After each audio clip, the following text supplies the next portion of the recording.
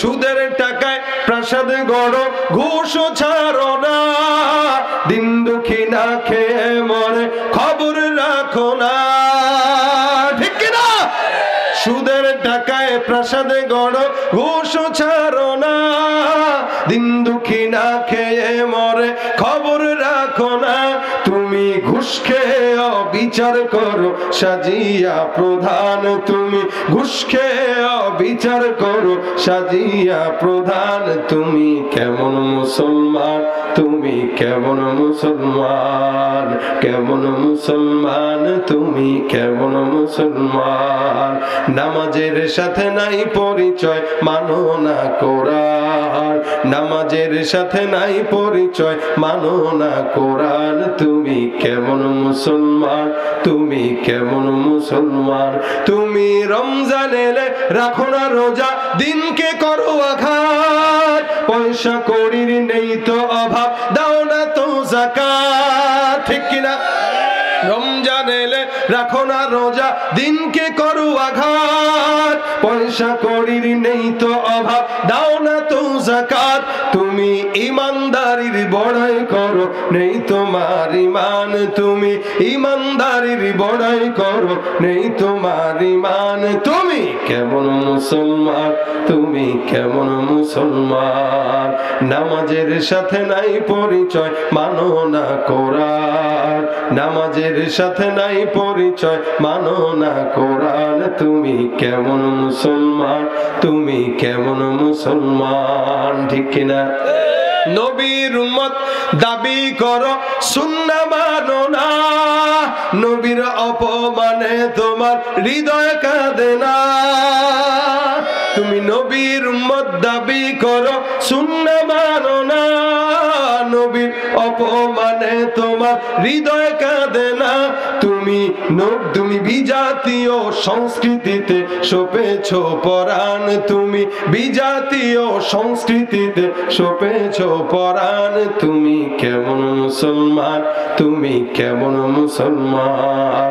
নামাজের সাথে নাই পরিচয়, মানো না কোরআন, নামাজের সাথে নাই পরিচয়, মানো না কোরআন। তুমি কেমন মুসলমান, তুমি কেমন মুসলমান।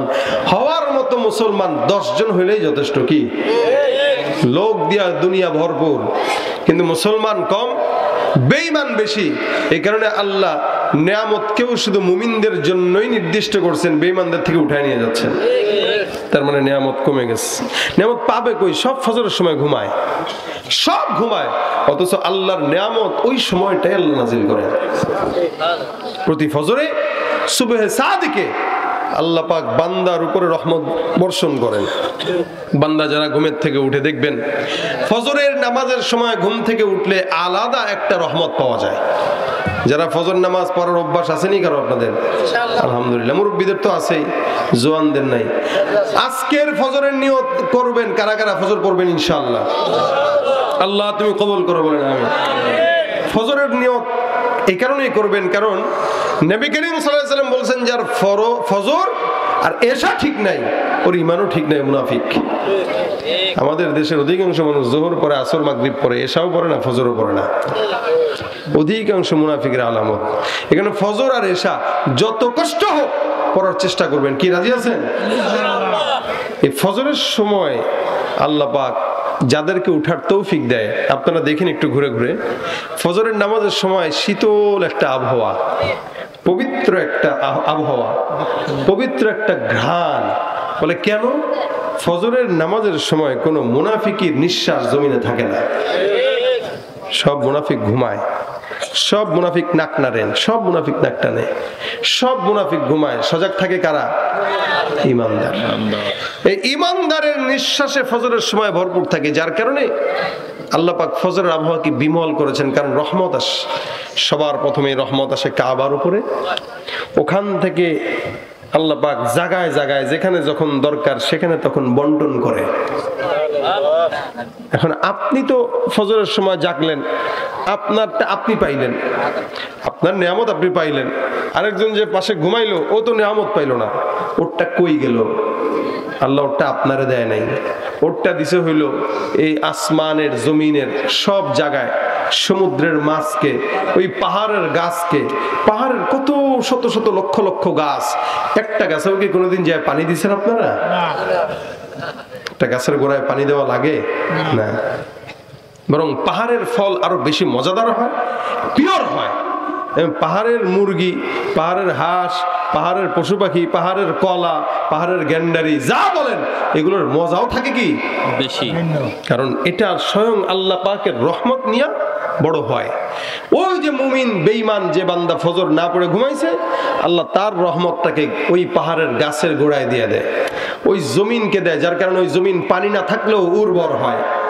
এই জমিনের অন্যান্য জায়গায় আল্লাহ পাক দিয়া দেয়, এই বেঈমানের সমস্ত নেয়ামত অন্য রাপে তারা উর্বর হয়, আর বেঈমান দিন যত যায় ফকিন্নির ঘরের ফকিন্নি হয়, কিন্তু সে বুঝেও না।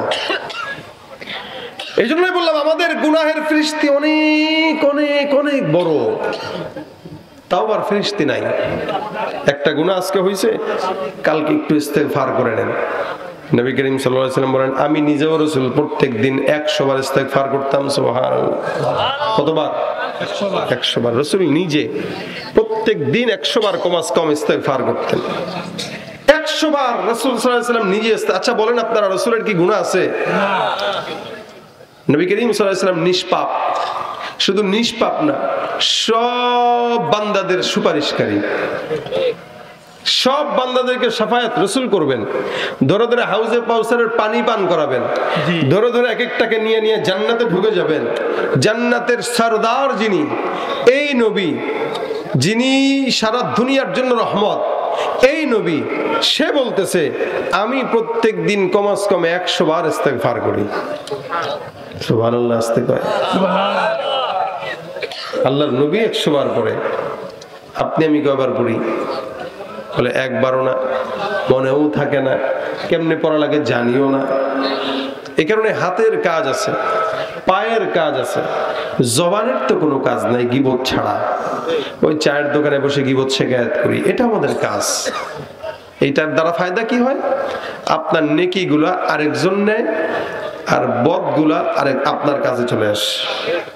আপনি যখন কারো গীবত করলেন, মাআযাল্লাহ, আপনি যখন কারো গীবত করলেন, তখন যার গীবত করলেন তার সমস্ত গুনাহ আপনার কাছে আসবে, আর আপনার সব নেকি তার কাছে যাবে। আপনাকে যদি জিজ্ঞাসা করা হয়, ভাই অমুকরে চিনো? বলে চিনি তো, কি হয়? আমার শত্রু। ও কি জান্নাতে যাবে? কাল জান্নাতে আমি লিখে দিব, জাহান্নাম ছাড়া উপায় নেই। আপনি তো তাকে জাহান্নামে পাঠাইতে পারেন, আপনি তার জন্য জাহান্নামের কামনা করেন, কিন্তু আপনি নিজেও জানেন না গোপনে গোপনে তাকে জান্নাতে পাঠিয়ে দিচ্ছেন। কিভাবে? আপনার করা আমলগুলো গীবতের মাধ্যমে তার আমলনামায় জমা হচ্ছে, আপনি জান্নাতি হয়ে যাচ্ছেন মনে করছেন, কিন্তু জান্নাতি তাকে বানায় দিচ্ছেন, আর তার গুনাহগুলো নিয়ে আপনি জাহান্নামী হয়ে যাচ্ছেন।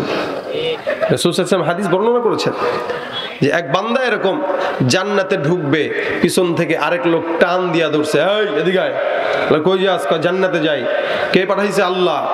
তাড়াতাড়ি দুনিয়ার জমিনে আমারে নিয়ে গীবত করে এলাকার ভিতরে মানুষের কাছে আমার ব্যাপারে বদনাম রটাইছিলি, এটার খেসারত আজকে দে। বলে কি খেসারত দেওয়া লাগবে? সেদিনের যেই বদনাম গুলো রটাইছিলি, লজ্জায় ফেলছিলি, ওইটার জন্য আজকে আমি এতগুলো নেকির কারণে জান্নাতে যেতে পারতেছি না, নেকি দে, তারপরে তোর মাফ। বেটা আল্লাহ রাখবো, আল্লাহ এটা কি? আমি তো জান্নাতেই চলে যাচ্ছিলাম। আল্লাহ কয়ে গেছিলি তো, আমি তো তোর মাফি করে দিয়েছিলাম, তো সমস্যা কি? আল্লাহ এই যে পিছন থেকে একজন আসে আটকাই দিছে। কেন? নেকি চায়। কিসের জন্য? গীবত করছিলাম। এটা তো বান্দার হক। বান্দার গীবত করা বান্দার হক নষ্ট করা। আপনি আমার ব্যাপারে না জেনে মন্তব্য করছেন, আমার হক নষ্ট করছেন, আমার সম্মান নষ্ট করছেন, এটার কারণে আমি কিয়ামতে আপনাকে ধরতে পারবো, কারণ এটা আমার হক। আল্লাহটা আল্লাহ মাফ করে জান্নাত দিয়ে দেবে, কিন্তু আমারটা যদি মাফ না করে আপনার বাপেরও সাধ্য নয় জান্নাতে যাবে। সুতরাং আপনি আমার গীবত করার আগ দিয়ে চিন্তা করেন যে আমি এই লোকটার গীবত করতেছি যে কতটুকু ভালো করতেছি। আপনি যদি বলেন আমি জাহান্নামী, সেটা আমার আল্লাহ বুঝবে আর আমি বুঝবো। আপনি আপনার জান্নাতের চিন্তাটা আগে করেন, তারপর আমাকে জাহান্নামী বলেন। রাসূল সাল্লাল্লাহু আলাইহি ওয়াসাল্লাম বলেন, এই ব্যক্তিটাকে আল্লাহ পাক রব্বুল আলামিন ধরবেন, ধরে বলবেন, এই তোরে তো আমি জান্নাত দিয়েই দিছি, এখন আমার দোষ কি? তা ব্যক্তি বলবে আল্লাহ ওই যে দুনিয়াতে একটু গীবত করছিলাম, আল্লাহ আপনি মাফ করে দেন না। আল্লাহ বলবে এটা আমার মাফের বিষয় না, যার গীবত করছো, যার সম্মান নষ্ট করছো, যার ইজ্জত নষ্ট করছো, তার কাছে মাফ চাও। সে যদি করে আমি আল্লাহ অনুমতি দিয়ে দিলাম। সে তো করবে না, সে বলবে আজকে 10 নেকির কারণে আমি জান্নাতে যেতে পারতেছি না, আগে 10টা নেকি দাও তারপরে জান্নাতে যাও। এখন এই বেচারা তার আমলনামা থেকে 10 নেকি দিয়া 10টা নেকি কম হওয়ার কারণে সে যাবে জাহান্নামে, আর এই ব্যক্তি 10 নেকি দিয়া আল্লাহর জান্নাতে ঢুকে যাবে। কি বুঝেন? এই হইল হাল। এই কারণে হাতের পায়ের কাজ আছে, জবানে কোনো কাজ থাকে না। আমরা জবানের কাজ একমাত্র উঠায় রাখবো, এটা আস্তাগফিরুল্লাহ। বলেন কি উঠাবো? আস্তাগফিরুল্লাহ। এই রাত 12টা পর্যন্ত ওয়াজ শুনতেছেন, শোনার পরে যদি একটা কথা বাসা পর্যন্ত নিয়ে যেতে পারেন, এটা কামিয়াবি। এটা কি কামিয়াবি? শুনলেন 12টা পর্যন্ত, বাসায় গেলেন পকেট খালি করে গেলেন, কি ফায়দা আছে? কোনো ফায়দা নেই। এই কারণে শেষ কথা যেটা বলছি সেটা শুনেন। হাতের কাজ আছে, পায়ের কাজ আছে, জবানের যেহেতু কোনো কাজ নাই, আর জবানের কাজটাই আল্লাহ পাক দিয়েছে জিকিরের জন্য। বান্দা জিকির করবে, বান্দার জিহ্বা ব্যথা হবে না। দেখবেন মাথা ব্যথা আছে, গাল ব্যথা আছে, বুক ব্যথা আছে, পেট ব্যথা আছে, হাত ব্যথা, পা ব্যথা, কপাল ব্যথা, সব ব্যথা থাকলেও জিহ্বা কোনোদিন ব্যথা করে না। কেন জিহ্বা ব্যথা করে না? বলে জিহ্বা দিয়ে বান্দা শুধুমাত্র আল্লাহর জিকির আদায় করবে।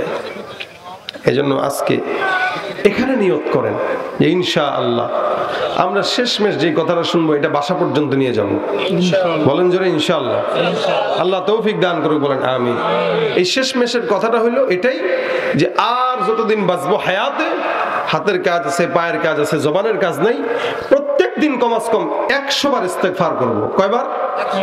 100 বার। কিভাবে? ফজরের পরে 20 বার, জোহরের পরে 20 বার, আসরের পরে 20 বার, মাগরিবের পরে 20 বার, এশার পরে 20 বার। কয়বার হইল? 100 বার। আচ্ছা 20 বার করতে কি কষ্ট হবে আপনাদের? না। আস্তাগফিরুল্লাহ, আস্তাগফিরুল্লাহ, আস্তাগফিরুল্লাহ, আস্তাগফিরুল্লাহ, আস্তাগফিরুল্লাহ, আস্তাগফিরুল্লাহ, আস্তাগফিরুল্লাহ, আস্তাগফিরুল্লাহ, আস্তাগফিরুল্লাহ, আস্তাগফিরুল্লাহ, আস্তাগফিরুল্লাহ, আস্তাগফিরুল্লাহ, আস্তাগফিরুল্লাহ, আস্তাগফিরুল্লাহ, আস্তাগফিরুল্লাহ, আস্তাগফিরুল্লাহ, আস্তাগফিরুল্লাহ, আস্তাগফিরুল্লাহ, আস্তাগফিরুল্লাহ। 20 বার হইছে। মনে করেন 20 সেকেন্ড লাগছে।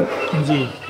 এই 20 সেকেন্ডে যদি আমি আমার হায়াতের 20টা গুনাহ মাফ করাইতে পারি, প্রত্যেক দিন 100টা গুনাহ মাফ করাইতে পারি, ইনশাআল্লাহ জান্নাতে আমি যাব না তো কে যাবে? অবশ্যই আল্লাহ আমাকে জান্নাত দিবেন ইনশাআল্লাহ। এটা হচ্ছে আপনাদেরকে কমন কথা, এটা হলো কমন কথা। প্রত্যেক দিন 100 বার, খুব সহজ তরিকা, আসান তরিকা। ফজরের পরে 20 বার, জোহরের পরে 20 বার, আসরের পরে 20 বার, মাগরিবের পরে 20 বার, এশার পরে 20 বার। আপনাদের কষ্ট হবে কারো? কথা বলেন, কষ্ট হবে? বিবিকে শিখায় দিবেন, ঘরের বিবি রান্না করবে, তরকারি করবে, আস্তাগফিরুল্লাহ। ঘর ঝাড়ু দিবে, কথা কয় না, আস্তাগফিরুল্লাহ। কাপড় ধুইতেছে, আস্তাগফিরুল্লাহ। ব্যবসায় দোকানে বসে আছেন, আস্তাগফিরুল্লাহ। ব্যবসায় যদি কেনাকাটা নাও হয়, বরকত নাও হয়, কেউ যদি ইস্তেগফার করে তো আল্লাহ পাক ইস্তেগফারের বদৌলতে বরকত দান করবেন। বিশ্বাস হয় না আপনাদের? ওয়ায়ুমদিদকুম বিআমওয়াল। কারো যদি ইস্তেগফার করে তো আল্লাহ পাক বলেন তার মালে আমি আল্লাহ বরকত দান করে দেব, বাড়ায় দেব। আপনি গুনাহ মাফ করার জন্য ইস্তেগফার না পড়লেও বড়লোক হওয়ার জন্য অন্তত পড়েন, কারণ বড়লোক তো সবাই হতে চায়, কথা কয় না? বড়লোক সবার মনের তামান্না যে একটু টাকা পয়সা হোক, স্বচ্ছতা থাকুক, আর হওয়াও দরকার। কেন? টাকা পয়সা থাকলেই না দিনের জন্য খরচ করতে পারবেন। টাকাই যদি থাকলো না তো দিনের জন্য খরচ করবেন কি, দান করবেন কি? আপনার তো সবাই কিপটা বলবে। এই জন্য টাকা সবাই চায়, এই টাকার জন্য হলো ইস্তেগফার করেন, গুনাহ মাফ হওয়া শুরু হবে। অর্থাৎ ইস্তেগফার করবেন একটা, ওষুধ একটা, রোগ ছাড়বে 10টা, রোগ সারবে 100টা। কোনো সন্দেহ আছে? এই জন্য প্রতিনিয়ত আমরা সবাই ইস্তেগফারের আমল করবার নিয়ত কারা কারা আছে হাতটা তুলে দেখান। আল্লাহ তুমি আমাদের সকলের মনের আশা পূরণ করো, জোরে বলেন আমিন। আমা তৌফিক ইল্লা বিল্লাহ। আসসালামু আলাইকুম ওয়া রাহমাতুল্লাহি ওয়া বারাকাতুহু। সম্মানিত হাজিরিন, এখন আমাদের সামনে উপস্থিত হয়ে আজকের মাহফিলের প্রধান মেহমান আলহাজ হজরত মাওলানা শাহ নেসার আহমেদ